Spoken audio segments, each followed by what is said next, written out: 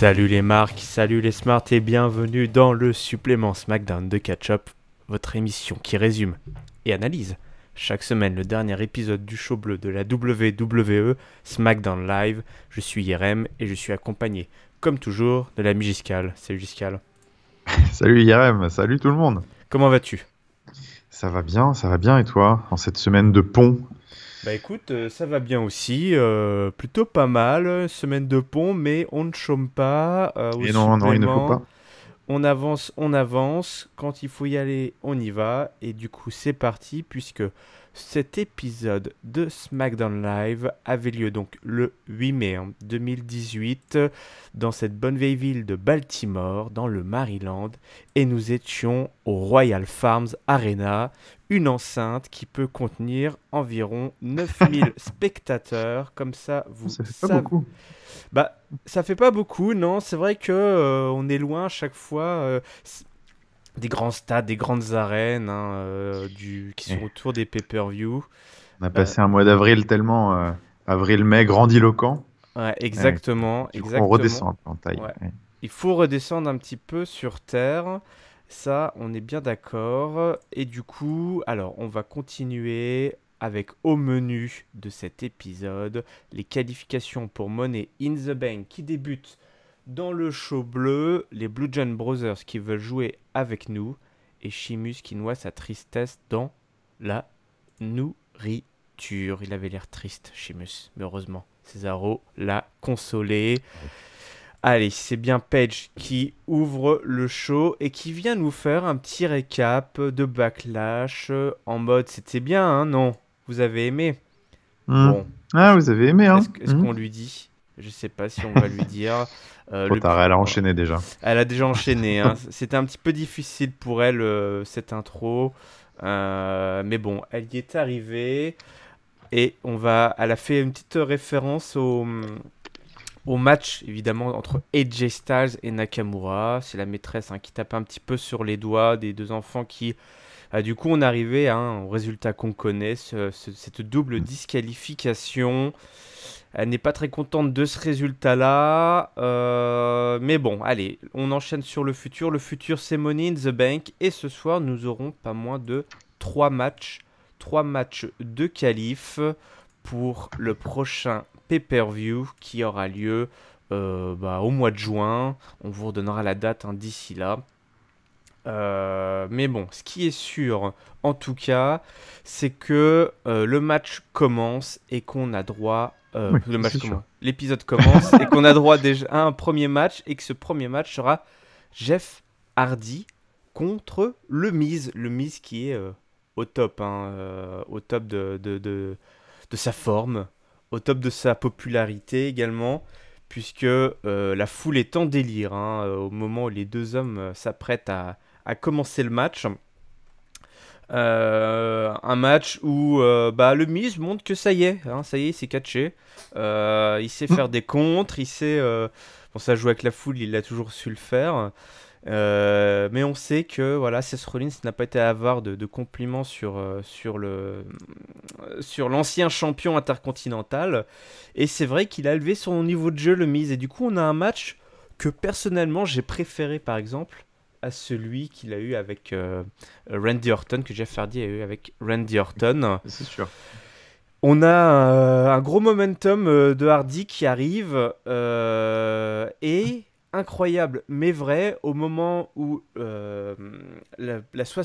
Swanton Bomb du frère Hardy est placée, le Miz, alors voilà on se dit ouais c'est bon, c'est parti, voilà c'est dans la poche pour Jeff, et ben non, le Miz fait un incroyable contre puisqu'il le fait une sorte de petit paquet, une petit roll-up. En tout cas, il est contre la Swanton Bomb pour le compte de 3.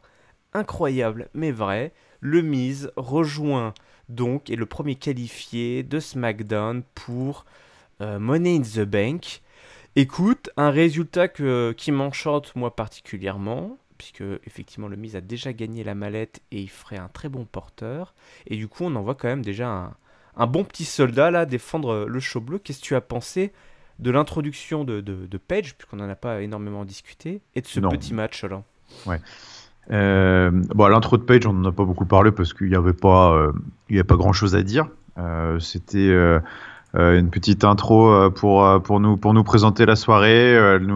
Bon, en effet, elle aurait pu se dispenser d'hyper Backlash. Bon, ça, vous avez fait le nécessaire dans votre review pour remettre les points sur les i. Donc bon, écoute, la petite intro, au moins ça faisait plaisir de voir Paige dans son rôle. Donc rien à signaler de ce côté-là. Non, par contre, le match extra, alors pas au niveau du Miz Seth Rollins de Backlash, mais comme tu l'as dit, ça nous a permis de nous rappeler aussi que Jeff Hardy, il continue à savoir faire de belles choses. Il nous avait pas forcément fait étalage de tout son talent contre Randy Orton dans un match qui avait été assez plat. Donc ça faisait plaisir de revoir un peu un Jeff Hardy virevoltant et qui prend des bumps, toujours sympa, hein. Ce neckbreaker sur le tablier du ring porté par le Miz était vraiment super cool. De manière générale, le match était top.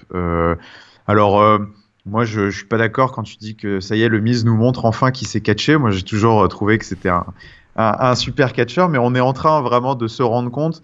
Je pense que le public se rend compte aussi maintenant de ce que c'est que le Miz en solo. Et c'est pas que... parce que le Miz, il a toujours été quand même d'un niveau plus que correct dans le ring, mais généralement il était bridé parce que son personnage le voulait, son booking le voulait, les rivalités le voulaient un peu. Là, on lui laisse un petit peu plus en fait de marge de manœuvre, et je trouve qu'on est en train de faire quelque chose de vraiment fantastique avec le Miz depuis le début de l'année, puisque depuis qu'on sait que le Miz est destiné à être envoyé sur Daniel Bryan et que Daniel Bryan puisse expier vraiment toute sa colère, toute sa haine, toute sa rancune qu'il accumule depuis des années. Et ben en fait, c'est important ce qu'ils sont en train de faire depuis plusieurs mois, à savoir de reconstruire le Miz pour être un adversaire crédible dans le futur pour Daniel Bryan, et ils le font très bien. Ils ont commencé à le faire en le séparant du Miz Tourage, qui était quelque chose de fondateur, je pense, pour cette future rivalité. Surtout que cette rivalité était née, on se rappelle, du Talking Smack légendaire, sur fond de tu es un catcheur, un couard en fait, un peureux, un lâche. Et en fait, le Miz justement est en train de petit à petit, depuis des mois, prouver que non, c'est pas un peureux, c'est pas un lâche, puisqu'il s'est séparé du Miz Tourage. Ce n'est pas qu'un peureux, ce n'est pas qu'un lâche. Il est aussi catcheur, et je trouve que c'est pas mal parce que ils font soigneusement s'éviter les deux, et ils sont en train de reconstruire petit à petit un Miz en solo, un Miz changé, un nouvel homme, un papa comme il dit. Ils s'en est servi, donc et qui commence à gagner des matchs justement, tout en gardant une attitude de heel, mais qui commence à gagner des matchs de manière clean, ou en tout cas d'être très très vaillant dans la défaite. Et c'est pas forcément antinomique avec son positionnement futur. C'est surtout que c'est pour lui redonner une aura qui va faire que quand enfin leurs routes vont se croiser, on va avoir un affrontement à la hauteur de finalement du build qu'on nous a offert. Donc je trouve que c'est très bien joué ce qu'ils sont en train de faire avec lui, et cette petite victoire contribue énormément, parce que Jeff Hardy il est destiné à être une figure quand même de proue de ce SmackDown 2018. Donc écoute, à la fois surpris et en même temps pas tant que ça, parce que c'est dans la lignée, voilà, de ce qu'il cherche à faire, je pense, avec le Miz, et qui est pour l'instant très bien maîtrisé. Encore une fois, une belle prestation. Bravo au Miz qui montre qu'il mérite toute la confiance qu'on porte en lui depuis toutes ces années. Ouais, c'était un gros match de 20 minutes. On n'est pas entré dans le détail, mais c'est vrai que tu as eu raison. Oui, déjà 20 minutes, mine de rien, ça fait plaisir. C'est le plus gros match de la soirée. Ouais. Il y a eu de bonnes interactions avec la foule. Il y a un moment donné où il y a une petite attitude sympa, vraiment typique heel du Miz, où il y a Jeff Hardy, ils sont un peu dans les barricades, et à côté il y a des gamins qui sont là, et c'est toujours ce petit spot où on vient faire plaisir à une partie du public, soit c'est parce que c'est des gens qu'on t'a invités, ou c'est la sortie scolaire qui est là, et tu as Miz qui fait regarde, je vais taper ton catcheur préféré, et puis il se loupe complètement et Jeff Hardy reprend le dessus, et tu as raison, Jeff Hardy qui s'est beaucoup donné, il a pris des gros bumps. Oui. Des gros sauts dans les barricades. C'est une de ses principales qualités quand même. Ouais. Donc ça fait plaisir de le voir se donner comme ça à fond. Donc écoute, Tu as raison, c'est vrai que ce que tu soulignes est tout à fait juste. Il faut montrer que le Miz est à la hauteur de Daniel Bryan pour cette future rivalité. Donc, et ça marche parce que finalement, on entend beaucoup de louanges sur le Et travail du oui, ça Miz. fonctionne, ça Donc, c'est que fonctionne. ça fonctionne dans l'esprit des spectateurs. Oui. Donc, Parce que voilà pour... fondamentalement, il n'a pas non plus révolutionné son catch, mais c'est Non? ça qui est intéressant de voir que depuis quelques semaines, ça fonctionne. Et pourquoi Ouais. ça fonctionne? Parce qu'on le met habilement en avant, différemment, et c'est très très bien. Ouais. C'est très très bien. On a une petite séquence après, un peu creepy, puisqu'on a une vidéo. J'ai repackagé l'ordre des Oui, séquences, mais oui, on a oui. une petite Je me demandais vidéo des jouets Mattel. On est dans une espèce de cabane en bois lugubre. On se dit, tiens, qu'est-ce que Hmm. c'est? Est-ce que c'est un package vidéo pour des nouveaux arrivants? Il y a quand même pas mal de monde qui est déjà arrivé. Ça va faire beaucoup. On voit les fameux personnages, les action figures de la WWE qui sont un peu torturés, dépecés en mode, tu sais, le méchant dans Toy Story, là, hein, dans le premier Toy Story, Sid, qui Oui, torture ses jouets, qui en fabrique des nouveaux en démembrant certains et les reconstruisant avec d'autres membres, d'autres jouets. Et en fait, non, ce sont les jouets des Bludgeon Brothers. Qui donc nous font un petit discours comme quoi ils nous invitent à venir jouer avec eux. Donc qui considèrent finalement nous sommes tous des jouets et qu'on va aller jouer tous ensemble dans la salle de jeu avec les Bludgeon Brothers. Et du coup là on revient un petit peu aux fondamentaux de la famille Wyatt là. Je sais pas ce que t'en as pensé, mais c'était plutôt... Alors on a toujours le fameux coup de marteau final, mais il y avait vraiment une ambiance creepy qui était plutôt bien foutue. Donc c'était pas mal cette petite oui, séquence. enfin ouais, moi j'ai trouvé ça pas mal aussi. C'était du coup là c'était du creepy maîtrisé, c'est tout l'inverse de Bobby Lashley. Là pour le coup c'était assumé les têtes un peu bizarres et les phrases cheloues. Non c'était cool, moi j'aime bien. Ils jouent à fond la carte. Ils jouent à fond la carte de leur gimmick en revenant en effet tu l'as dit à des sources un peu plus sombres qu'on avait en effet du temps de la Wyatt Family. Du moment que ils continuent à associer ça à un style ultra bourrin et ce moveset un peu déjanté là qu'ils ont réussi à développer, je pense que ça peut fonctionner malgré le décalage un peu chelou de ces segments-là. Je pense que ça peut continuer à fonctionner. Donc ouais, j'ai plutôt trouvé ça marrant. Ouais, ouais.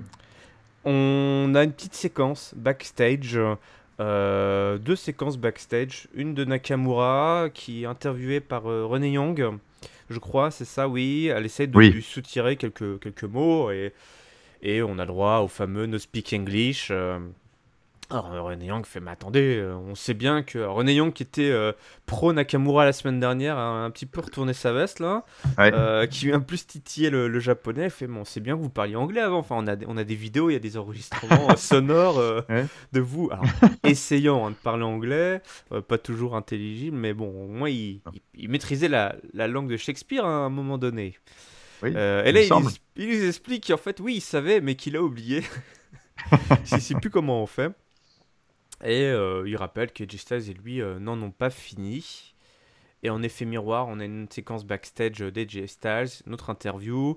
Alors, en mode un peu cosplay zombie là, puisqu'il a la joue totalement arrachée. L'impression qu'il s'est fait mordre par un chien. Et ben non, souvenez-vous, c'est la fameuse chaise qui s'est pris lors du pay-per-view à Backlash, du match à Backlash.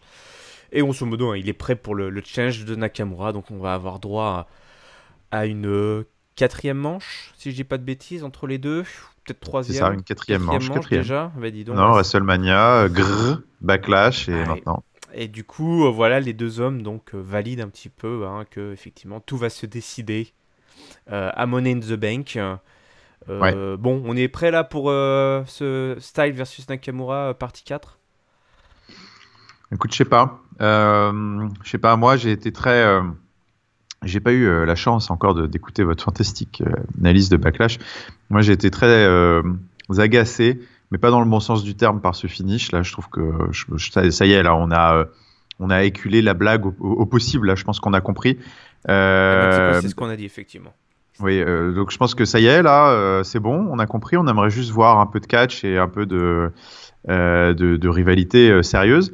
Alors Nakamura nous a encore fait sa blague, hein. Il a dit oui, on est AJ Styles et nuts. évidemment le jeu de mots, hein, et puis moi aussi. Donc on continue là-dessus. Je sais pas quelle est la stipulation qu'il va y avoir à Money in the Bank, puisque le plan de Page n'a pas fonctionné. Étrangement, de mettre un autre disqualification pour empêcher ces trucs-là, étrangement, ça n'a pas fonctionné. Donc je sais pas ce qu'ils vont faire, mais il serait grand temps quand même qu'on ait un peu de répondant dans le ring quand même avec ces deux-là, parce que on peut crier au génie, c'est le meilleur turn de l'histoire, c'est fantastique, Edge Nakamura a revitalisé son personnage, c'est génial. Mais n'empêche que toujours est-il qu'on se fait quand même un peu chier dans le ring. Enfin, on se fait chier, c'est bien, hein, mais peu fort quand même. Leur dernier match était quand même pas mal. Il y avait une ouais, petite moi montée, ouais, il y avait une petite montée, mais bon, à chaque fois, je sais pas, ils veulent pas. Moi, j'attends quand même, j'en attends plus de ces deux, de ce dream match qu'on nous vend depuis plus d'un mois. Donc, ouais, pour le moment, je leur donne un pass là cette semaine parce que de toute façon, voilà, il y a eu que ça. Mais c'est vrai que j'espère que la semaine prochaine et jusqu'à Money in the Bank, on aura peut-être un petit peu plus que des coups dans les couilles et que à Money in the Bank, bah, ça va délivrer, comme on dit. Donc voilà, pour l'instant, je suis pas très content de tout ça.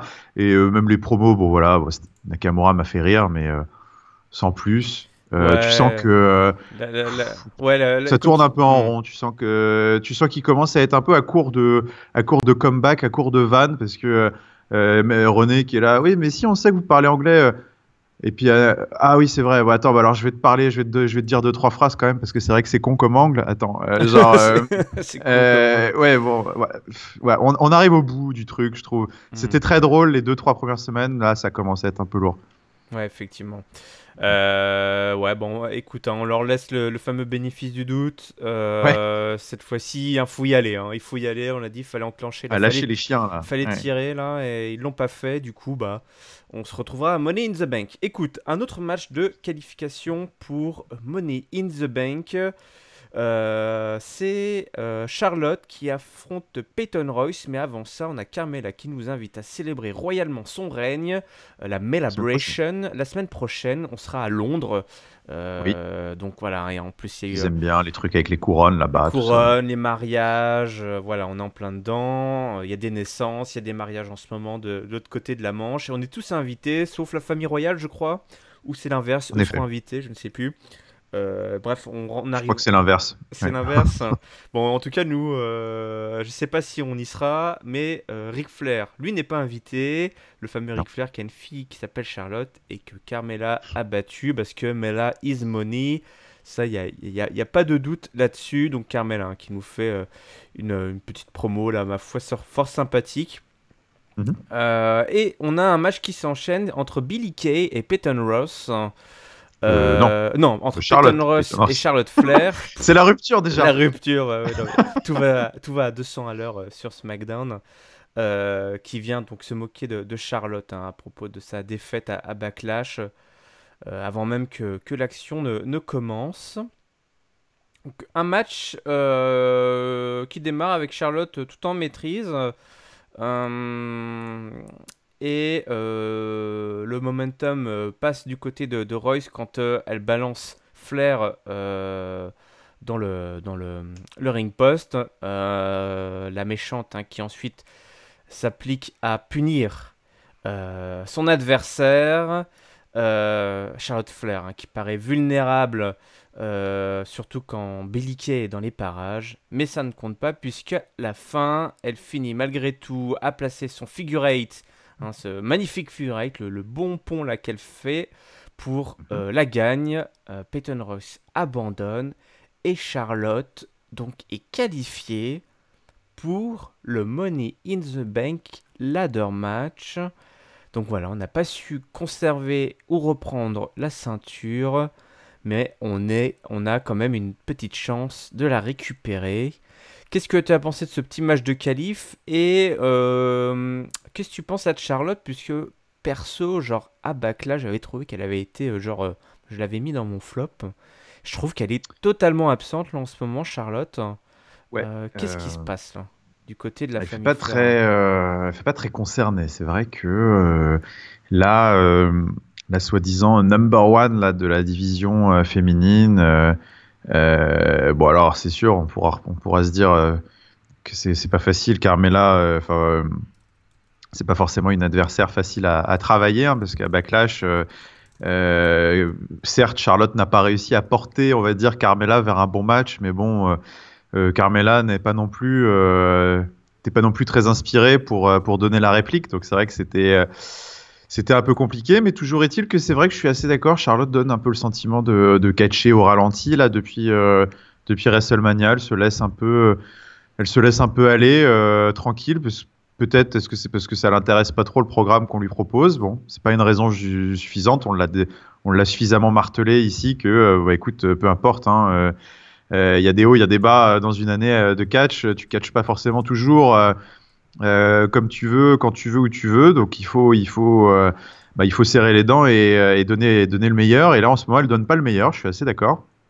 Mais bon, à sa décharge, elle n'a pas des adversaires qui lui rendent la vie facile parce que Carmella, moi j'ai trouvé que c'était un calvaire à Backlash. C'était très compliqué. Et puis bah là, Peyton Ross. Alors j'aime beaucoup Peyton Ross, mais ça confirme un petit peu l'impression que j'ai depuis 4-5 semaines, c'est qu'en solo, quand même, les Iconics, c'est un peu compliqué. Alors, c'est toujours très fun autour du ring, Billie Kay et tout, enfin, les interactions, c'est toujours très fun. Mais je trouve elles étaient plus à l'aise depuis qu'elles sont montées dans le main roster. Quand elles ont eu leur tag team match, je sais plus quand elles ont eu leur 3v3 la semaine dernière avec Carmella aussi, c'était très très sympa. Mais on repense au Charlotte versus Billie Kay de la semaine post-shake-up. De la semaine, donc c'était le shake-up d'ailleurs, c'est la semaine post-mania. C'était pas terrible déjà et Charlotte avait gagné sur un figure 4. Bon bah là Charlotte a encore gagné contre Peyton cette fois sur un figure 4 dans un match assez mou. Bon voilà, c'est vrai que ouais, c'est les Iconics. On va dire que le résumé de tout ça, c'est que je les préfère ensemble. Pour l'instant, ça marche pas trop en solo. Ça marche pas trop en solo dans le ring. Et Charlotte n'y va pas trop. Ouais, n'est pas trop inspirée, donc ce qui fait que ça donne un match assez plat. Vraiment, j'ai trouvé pas ce match très très intéressant. Donc voilà. C'était pas dingue. Alors, il faut savoir, hein, j'ai appris ça, que Charlotte va bientôt repasser sous le bistouri. Paraît-il. J'ai vu ça. Voilà, pour reconstruction mammaire. Voilà, un implant mammaire qui a pété. Un problème. Ouais. Et du coup, visiblement, ça date d'avant WrestleMania. Hein, donc, ah ouais, donc ça la gêne peut-être. je me dis, c'est marrant. Enfin, c'est marrant. Je m'étais fait la réflexion à Backlash où elle avait l'air pas bien. Je me disais, elle doit être blessée ou quelque chose qui la gêne, toi. Genre, elle est malade ou elle est constipée. Et que j'ai appris ça, que elle allait devoir subir une opération. Grosso modo, elle catch alors qu'elle devrait pas catcher, on va dire. C'est peut-être à cause de ça, toi. Du coup, si c'est lié, je me dis, bah, dans ce cas-là, tu laisses tomber le programme ou enfin, on les pousse un peu loin à chaque fois à vouloir aller sur le ring alors que mettre un peu en danger, si je puis dire, ta santé ou pas être au top de ta forme. Du coup, ça se ressent un petit peu tout ça et on est impatient que, effectivement, en tout cas, moi perso, je suis impatient qu'elle aille se reposer ou je sais pas quoi, ce dont elle a besoin. Je sais pas ce quoi elle a besoin, si c'est juste ça ou si c'est autre chose, peu importe, mais qu'elle retrouve la flamme parce que mine de rien, c'est elle qui porte la couronne du show bleu, quoi. On est plein d'éloges pour Charlotte. Du coup, dès qu'il y a un petit coup de mou, ça se ressent tout de suite, hein. Ça se ressent sur toute la division. Ses adversaires en plus qu'elle a en face, c'est des bleus, quoi. Donc c'est pas eux si qui elle est vont... pas dedans, ils vont pas porter les matchs et ils ont besoin d'elle pour briller. Donc soit c'est elle qui le fait, elle le fait bien, soit c'est quelqu'un d'autre qui doit s'en charger. Et malheureusement, c'est pas Becky Lynch qui va s'en charger, puisque Becky Lynch avait un match contre Mandy Rose. Alors, j'ai cru à un moment donné que c'était pour des qualifs, mais visiblement, ça n'est pas le cas. Alors, j'ai pas compris pourquoi, ça aurait pu être l'occasion. Oui, j'ai pas compris non plus pourquoi c'était pas pour une qualif. Bah ouais, du coup, j'en revois un petit peu... Mandy Rose, qui donc affronte Becky Lynch, qui a donc son entrée personnelle maintenant, son entrée de catcheuse solo, ça y est, hein, Absolution, c'est terminé, c'est fini, c'est acté. Mandy Rose, donc, qui vient au ring, sa nouvelle entrée, alors qu'une musique un peu érotique, hein, des années 80, 90, là, avec effet un peu tilt shift, c'est tout flou autour d'elle. D'ailleurs, les commentateurs ont sont pas bien, hein, je crois. C'est Ah bah, euh, Corey Graves est au bord de la syncope, là. voilà. Alors lui, il veut savourer l'entrée. C'est très drôle. Enfin, il dit aux autres de se taire, mais lui, il en rajoute des tonnes. Donc voilà, effectivement, on a une entrée très léchée, très travaillée, hein, pour Mandy Rose pour son match face à Becky Lynch. Avec un résultat, malheureusement, qui devrait. On est en 2018 et c'est un résultat qui ne nous surprend plus. Puisque Mandy Rose bat Becky Lynch. Becky Lynch, pardon. Je sais même plus, c'est un roll-up, hein, ouais, c'est Sur un un roll-up. roll-up en 2 minutes. Ouais. C'est un roll-up en 2 minutes en 2018. Catastrophique. Catastrophique. Sauf si on en fait quelque chose, quoi. Il faut en faire quelque chose là, de ces défaites en série de Becky Lynch. On nous a montré un petit peu une Becky Lynch qui était prise dans le doute la semaine passée, ou il y a 2 semaines. Euh, Est-ce que c'est un angle? C'est pas un angle qui me plaît, mais c'est peut-être l'angle qu'il faut, en tout cas. Il faut faire quelque chose là, pour Becky, qui, donc, du coup, n'est pas complètement éjectée, hein, de Money in the Bank. Peut-être même qu'elle va réussir à trouver le chemin pour y arriver, mais à quel prix? Parce que là, pour l'instant, elle sert de. C'est un peu le Dolph Ziggler quasiment là de la division féminine. Qu'est-ce que t'en penses, toi? Ouais, D'accord. compliqué, pauvre Becky. Pauvre Becky. Pauvre Becky, ouais, bah non, c'est vrai que c'est. En fait, c'est ça qui est un peu triste, c'est que ça nous surprend même plus. Euh, mais elle a quand même, c'est dingue parce que elle a cette, je sais pas, cette sympathie, ce feu. Elle porte bien son surnom. C'est vrai que ce feu en elle qui fait que, je sais pas, on a toujours envie d'y croire un peu avec elle. En fait, tu te dis, ah, elle va rebondir, c'est pas possible. Tu vois, c'est Becky Lynch, elle va se battre et tout. Et je sais pas. En fait, ça fait un an. Ça fait un an qu'on se dit ça en fait Oh, parce que ça paraît une je éternité. repense, Ouais. je repense à l'année dernière et justement à Money in the Bank déjà à l'époque où Carmella finit par voler la mallette. Déjà, Hmm, oui, je c'est me vrai. Ouais. disais ah c'est pour Becky Lynch, c'est pour Becky Lynch. Et puis après plus tard dans l'année, je me disais au Survivor Series et tout, les filles ouais ça va peut-être le moment de Becky Lynch et tout, ça va être pour elle. Puis bah ouais. Bon et puis au Rumble, le Rumble féminin, je me dis ah allez Becky Lynch c'est une super candidate, c'est maintenant et tout, on sait jamais, c'est peut-être ouais. Non. Non. Et ce qui est dur, Non, c'est ouais, que maintenant, en fait, alors avant, on espérait justement qu'elle gagne ces matchs-là, hein, ces matchs en jeu, ouais. et Maintenant, on maintenant, espère juste qu'elle qu'elle gagne en perde weekly, pas quoi. les matchs pourris, tu vois. Le Genre. weekly, c'est Non, terrible. mais bon. Disons que c'est pas, ouais, écoute, c'est pas très grave à la limite qu'elle perde un match comme ça. Bon, elle sert un peu de. Je pense qu'il y a quand même des meilleures façons de l'utiliser, Becky Lynch, que ça. Mais bon, écoute, en effet, comme toi, j'espère que voilà, ils vont faire quelque chose. Il y a un moment où elle va se réveiller, elle va se rebeller, puis ils vont faire quelque chose de toutes ces défaites. Mais en attendant, est-ce que tu le sens arriver le méga giga push de Mandy Rose là? Parce que on va y aller, hein. Là, Ah oui, oui, c'est oui, oui. Mais elle là, est, ouais, ouais, carrément. on est parti là. C'était la première étape. Hmm. Préparez-vous à beaucoup de Mandy Rose, je pense, dans les mois à venir, puisque c'est vraiment, enfin, c'est le prototype de ce qu'ils recherchaient, je pense, en termes de. Ils avaient raté avec Eva Marie, ils avaient Hmm. raté avec Lana. Et là, ils tiennent peut-être exactement ce qu'ils voulaient, et donc je pense qu'on va en bouffer pendant un petit moment. Donc, écoute, on va voir ce que la Ouais. Experimentation va faire. Hmm. Mais là, on y va tout droit. Là, c'est Ouais, ouais. sûr. Et on y va, et moi je veux t'avouer que ça me convient Ça me parfaitement, déplaît parce pas que c'est vrai que c'est forcément. un profil, on a un petit peu Mm. fait la grosse bascule, effectivement, voilà, ces profils, on en avait par pelleté, hein, des Mandy Rose Ah là, c'est la il y a, diva, il quoi. y a 10 ans. Mm. Voilà, partir dans l'autre extrême où il y en avait plus du tout, effectivement, ils ont fait avec Eva Marie, mais après Eva Marie, vaguement Lana, mais c'est vrai qu'on avait plus ce profil-là, et là, c'est aux petits oignons, son entrée, elle a Moi, l'air, j'aime bien aimer son entrée un peu old school, Ah, un peu carrément. vintage, comme ça. Ouais, ouais, ouais, c'est tellement too much. Et puis, effectivement, elle a l'air de bien maîtriser son personnage. Voilà, et puis elle est dans le Performance Center depuis pas mal de temps. Là, je me suis surpris à re-regarder les Breaking Ground, hein, cette émission sur le network où on suivait les jeunes pousses du Performance Center et de NXT. On la voit un peu apparaître comme ça, hein, elle qui avait participé à Tough Enough quand ils avaient relancé la machine Tough Enough. Et elle a un gros potentiel, hein. Elle a un sacré physique en plus. Je veux dire, pas que. Elle n'est pas que jolie, on va dire, mais Non, non, mais oui, elle elle est est quand baraque, même, quoi.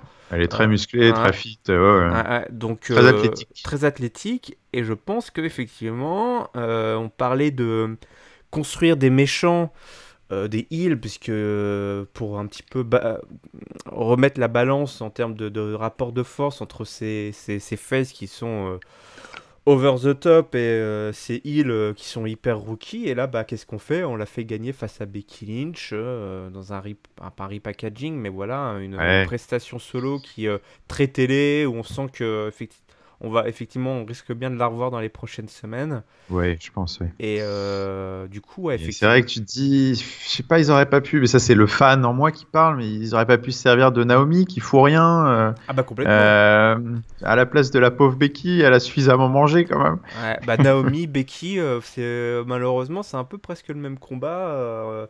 Sauf que Naomi, ses dernières victoires sont plus proches dans le temps, mais et que elle a l'air d'être un peu moins oubliée des bookers, mais pas tant que ça, toi. Donc peut-être qu'on va utiliser ces filles-là pour faire monter, toi, c'est un peu cette mid-card, on va dire, pour faire monter Ouais, les prochains heals de la division.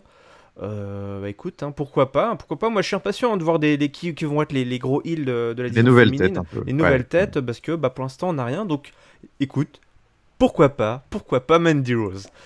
Allez, c'est terminé pour la division féminine. On va aller voir du côté de la division tag team, puisque au-delà des frères Marteau qui veulent jouer avec nous dans leur cabane avec leurs jouets tout cassés, il y a Sheamus, Cesaro, The Bar et le New Day. Petite séquence backstage où Sheamus triste, hein. Il se goinfre de céréales, il noie son chagrin d'avoir Et des perdu la Lucky semaine Charms. dernière dans les Lucky Charms.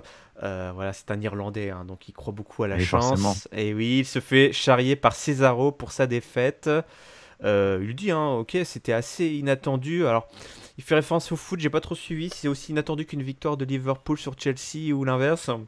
Ah, je l'ai loupé celle-là Ah ouais, il y alors. avait Ok, une blague j'ai de pas. footeux. Ah merde, attends, Euh, j'aurais dû la voir celle-là alors ah ouais, normalement. là je suis J'ai pas assez fait gaffe. étonné. Je Je sais me pas, suis dit, Giscal. j'écoutais d'une oreille distraite peut-être, alors j'étais. Ouais, je sais pas. Giscal saura me corriger si besoin. Bon, écoute, on va dire que Non. voilà, c'était Liverpool et Chelsea. Le Suisse n'aurait pas perdu. C'est bizarre que, enfin, voilà, il sous-entend que lui n'aurait comme tout de même pas perdu. Je me suis fait, bah, attends, parce que toi, tu penses que tu aurais gagné? Bah ouais, je pense quand même un petit peu. Bah vas-y, alors prouve-le. Et du coup, ce qui book un match entre Cesaro et Woods. Mais avant de monter sur le ring, ils ouvrent leur sac de sport et dedans, évidemment, il n'y a pas le caca de Randy Orton. Il y a les Non, pancakes du New Day. Donc voilà, ils sont pas contents. c'est peut-être pire. C'est pire encore. Hein, ils ont l'air traumatisés par ce qui se passe. Donc voilà, Cesaro contre Woods. Non pancake, hein, nous crie Cesaro avec la foule qui était pas mal chaude là pour ce match.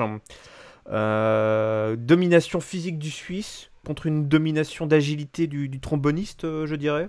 C'est pas mal ça. Exactement, c'est bien ça. Hein, on a vraiment ce Xavier Woods hein, qui a vraiment un moveset bien à lui. Et puis un peu pareil du côté du Suisse, hein, avec toujours ses prestations physiques, ses démonstrations physiques hors du commun. Sheamus qui finit pris à partie la ringside. Et Cesaro qui effectivement parvient à choper la victoire en mettant d'ailleurs la bouche en sang. Il laisse Xavier Wood la bouche en sang, complètement Mhm. sonné en ayant placé un uppercut magistral là, sur Xavier Woods alors que lui avait placé son Shining Wizard. Écoute, pas mal, pas mal. Les deux repartent, la Sheamus Cesaro repartent contents et un peu les bras enfin, dans les bras l'un de l'autre. Donc écoute, j'ai trouvé ça pas mal de voir cette équipe qui reste un petit peu solide. Et du coup, ça c'était pas un match de qualif, mais voilà, on continue la petite rivalité. Je crois qu'ils auront un match. Oui, Ah oui, la semaine prochaine. qui euh, du coup sera un match de qualif. voilà, on Mais a un c'est assez 2v2. spécial.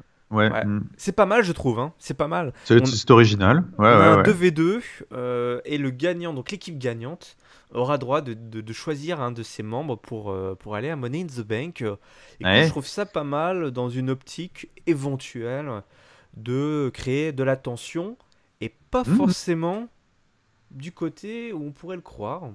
Ah non, non, non, je suis assez d'accord avec toi. Ça peut être l'objet de tension du côté du New Day, si c'est ça que tu entends. Ouais. Je C'est trouve que ça carrément pourrait ça. être, je trouve que ça pourrait être assez amusant. J'aime beaucoup cette stipulation aussi.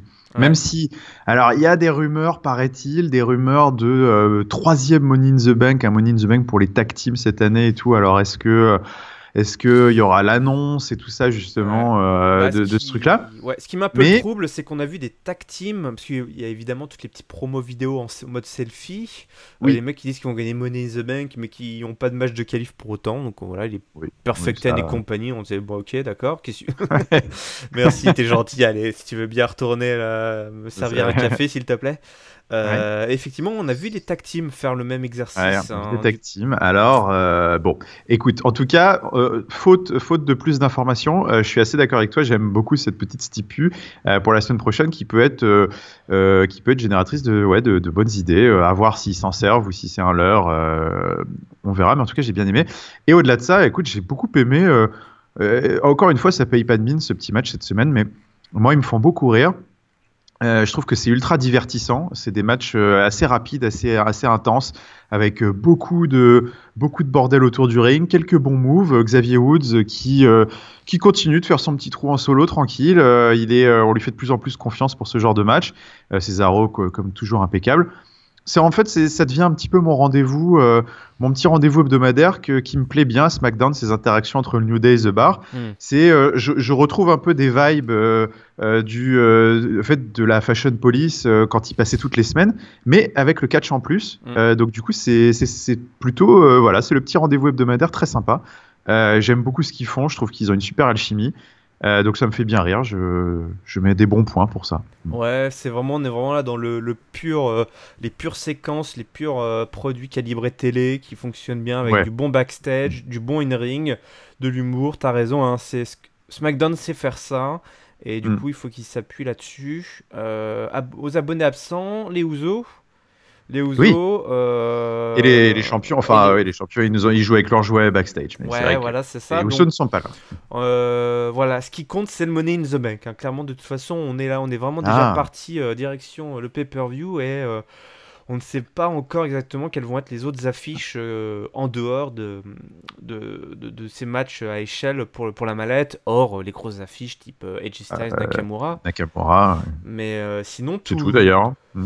sinon, tout le reste, que ce soit du côté des filles ou des équipes, on ne sait pas exactement, puisque bah, tout est en direction de Money in the Bank. Et comme de toute façon, on en avait parlé, ça, hein, ces pay-per-view inter-brands, là on croise les brands, bah, finalement il n'y a pas beaucoup de place pour toutes les ceintures, quoi, et tous les matchs ne peuvent Non, pas forcément trouver leur place dans les pay-per-view dorénavant. Donc, à voir quelle va être la surtout, place. ouais. Surtout s'ils mettent des tag teams Strowman, Lashley contre Kevin Owens et Sami Zayn, des trucs comme ça, qui prennent de la place sur la carte pour Tu es pas encore grand-chose. sous le Ouais. choc de l'interview Ah, de Bobby pardon. Lashley, hein, Ouais, c'est ouais, pour je ça. pense que je suis encore sous le choc. Ouais. Qui ne l'était pas, Ouais. évidemment, qui ne l'a pas été. Écoute, c'est l'heure du main event. Ah non, petite info quand même essentielle. Semaine prochaine, Ah oui, l'arrivée d'Andrade, Cien Almas et Ridolo. l'idolo Du coup, moi je le à vois bien. Londres. Est-ce que, ouais, à Londres, alors malin, hein, évidemment, grosse pop, Pas con les gars. Hein. grosse pop attendue pour ce produit NXT, pour cette arrivée depuis NXT. Donc, ouais, là, il va y avoir une énorme pop. Est-ce que tu penses qu'il va être dans un match de qualif? Moi, je le verrais bien dans un petit match de qualif. Hein. C'est très possible. C'est très possible. Je le verrais bien Même s'il y a faire du son monde et que les début. places sont chères. Même s'il y a du monde et que les places sont chères, je le verrais bien dans un match de qualif, c'est vrai.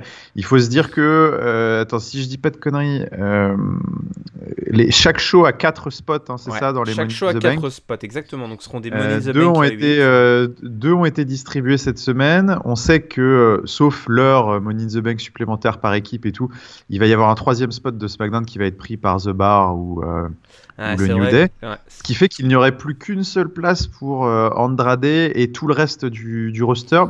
Écoute, je sais pas, mais moi je le verrais bien parce que je trouve que ce serait un bon début.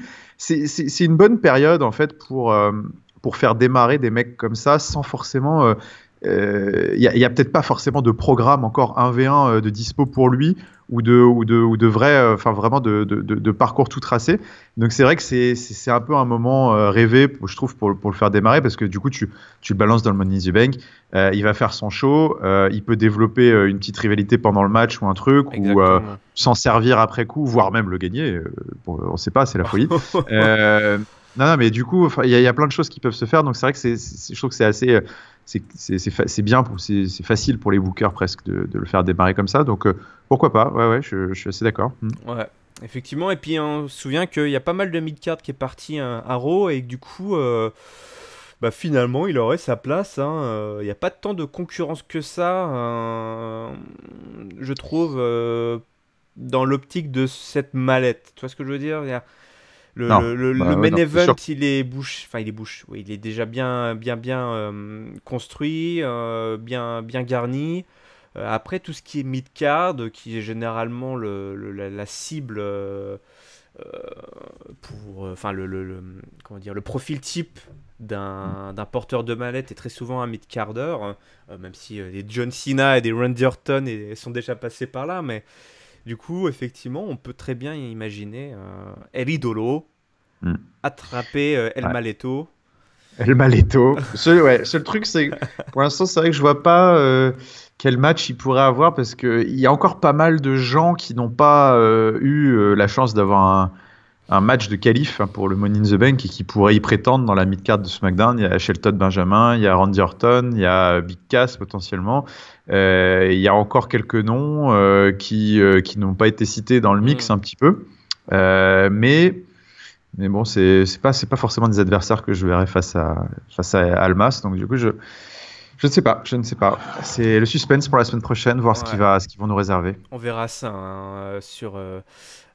en Angleterre, à Londres, l'arrivée donc de l'ancien champion NXT. Le dernier match de qualif n'est pas le moins important puisqu'il oppose ce soir Rusev à Daniel Bryan. Daniel Bryan, porteur de mallette, victorieux, on se souvient, il avait caché sur le Big Show alors qu'il avait promis qu'il attendrait WrestleMania et qu'il cacherait donc à la régulière. C'était le début d'un heel turn et tout simplement, je pense, le début de la Daniel Bryan Mania, même si il était un favori des foules depuis bien longtemps déjà. Ce soir, donc un gros match, Daniel Bryan, l'occasion de remonter tout en haut après sa victoire sur Big Cass, que nous ne verrons pas ce soir. Big Cass absent, si je dis pas de bêtises, de cet épisode.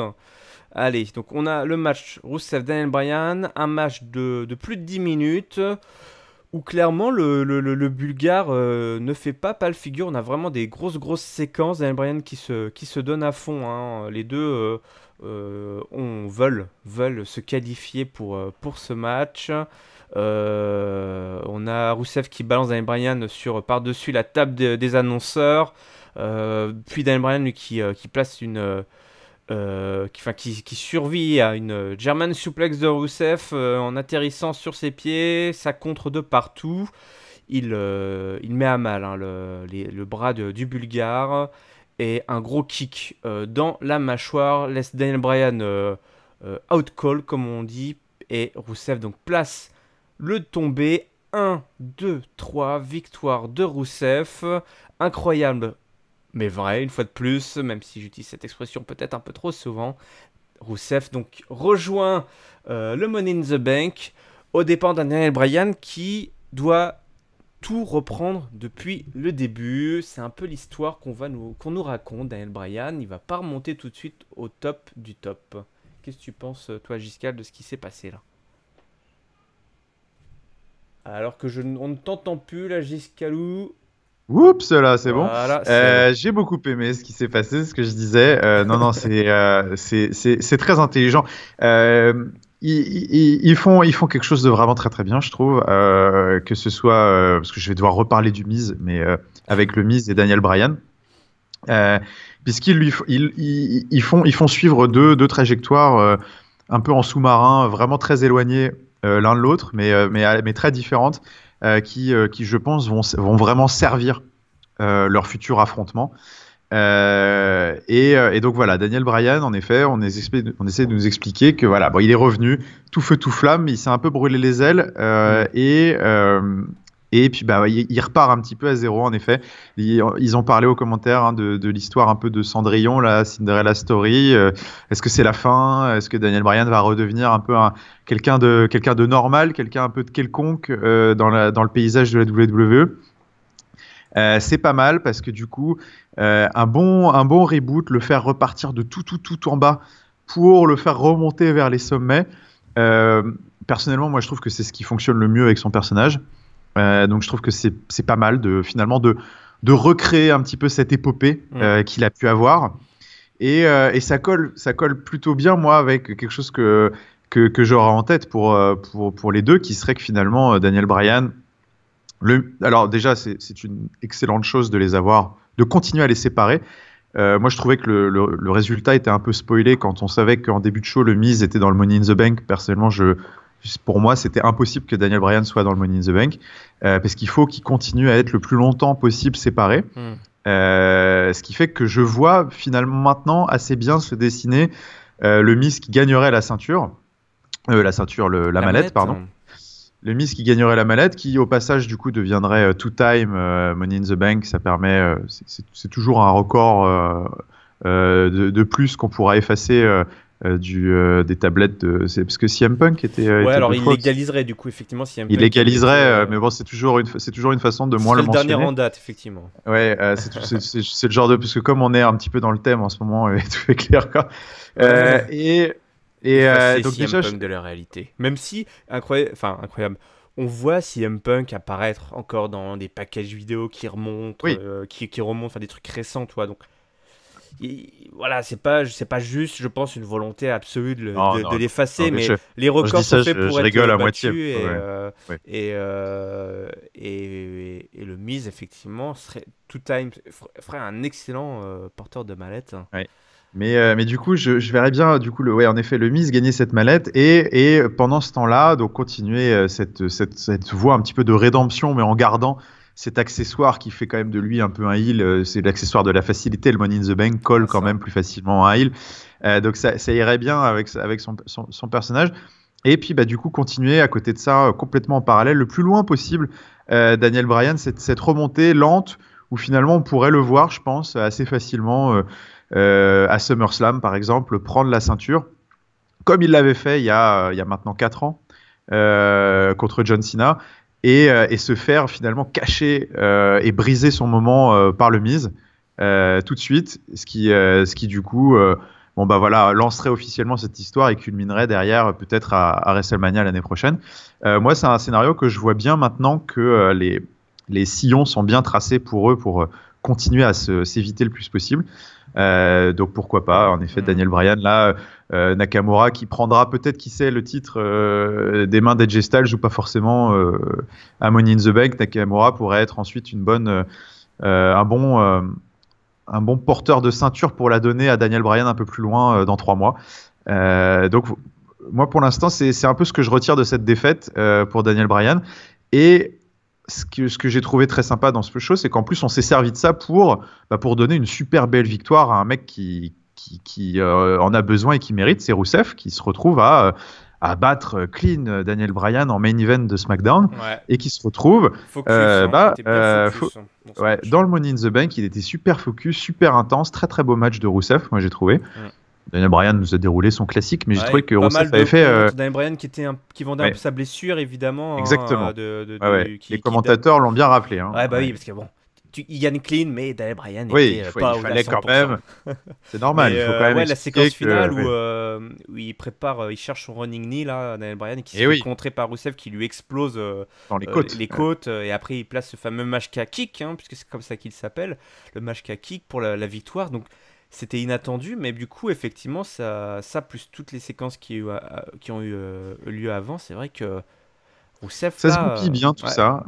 Ça se goupille bien. Rusev, du coup, trouve un très beau spot dans un match qui s'annonce vraiment super. Parce que là, à Money in the Bank, on a déjà Finn Balor, Braun Strowman, le Miz et Rusev dans ce match. Je pense que ça va être très fun.